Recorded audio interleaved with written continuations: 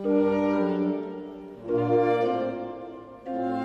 commune de Lanvellec, dans les Côtes-d'Armor, rime depuis plusieurs décennies avec festival de musique ancienne et orgue d'Alam.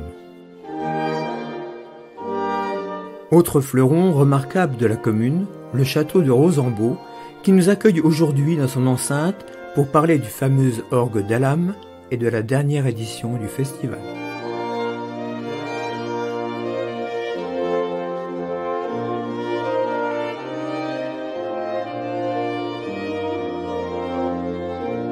Nous nous trouvons devant les écuries du château de Rosambeau, sur la commune de Lanvellec, où ont lieu tous les étés des récitals de clavecin à destination d'un public familial et qui permet de découvrir ainsi un petit peu la musique ancienne.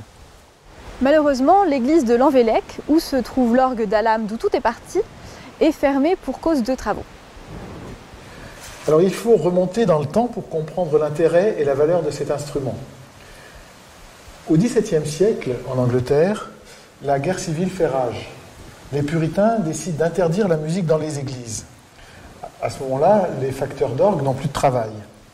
L'un d'eux, Robert d'Alam, décide alors de s'exiler.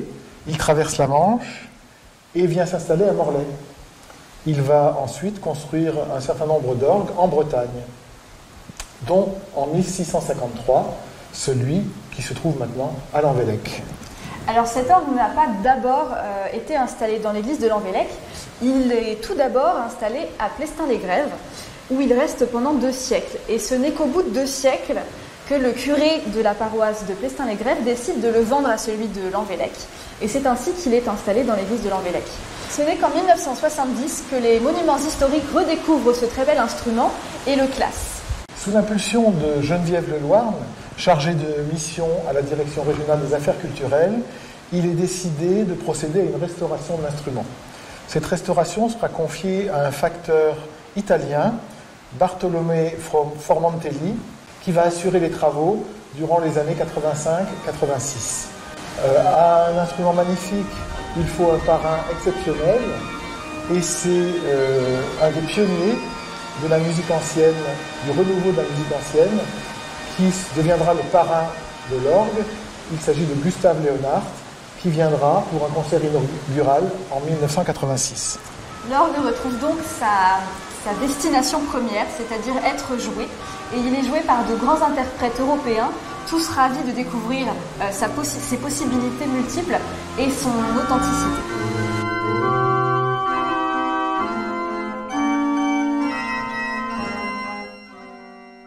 Mais revenons au présent pour évoquer le 37e festival de Lanvellec qui s'est achevé il y a peu. Alors, nous assurons avec Claude Rosier, un autre bénévole, la programmation depuis 2 ans.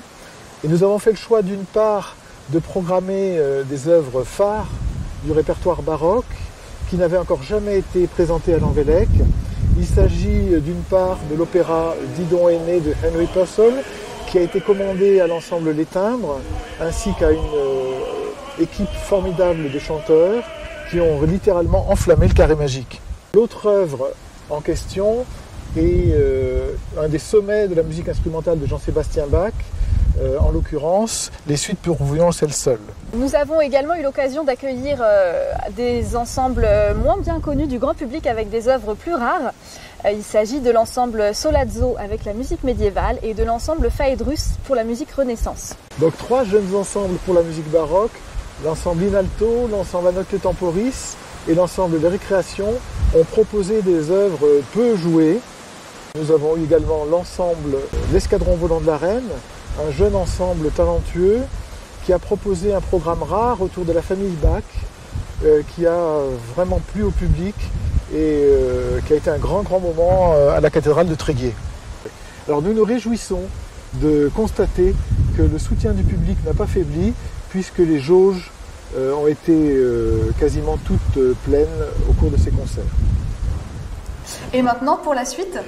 Alors, dès la fin des vacances scolaires, au mois de novembre, l'école publique de Plufur va bénéficier d'une médiation scolaire qui s'étalera sur plusieurs semaines. Pour 2024, il y aura également une médiation en direction des élèves du collège de Plouarette. Puis un concert à destination toujours des scolaires, donc à destination du jeune public, et également au mois de mars, le concert dans le cadre de la journée européenne de la musique ancienne. Ensuite, nous aurons le printemps de l'Envélec, organisé en partenariat avec le conservatoire de Boulogne-Billancourt, le conservatoire de Brest et le conservatoire de Lannion. Le printemps de l'Envélec, c'est donc un mini-festival à destination des élèves musiciens en cours d'apprentissage, en fin de cursus, pour leur permettre de se produire dans un cadre professionnel. Exactement. Et certains des musiciens qui sont passés par le printemps de l'Envélec ont fait depuis une belle carrière. J'en veux pour exemple le cas de Cyril Poulet, qui a donné une interprétation sensible et engagée des suites pour violoncelle, qui a été très très appréciée du public à l'église Saint-Jean-du-Baly de Lannion. Et puis bien sûr, nous sommes en train de mettre la dernière main au programme du Festival d'automne 2024, qui proposera une fois encore son lot de surprises et de variétés. Grand merci pour toutes ces explications et puis au grand plaisir de se retrouver tous sur un de nos prochains concerts.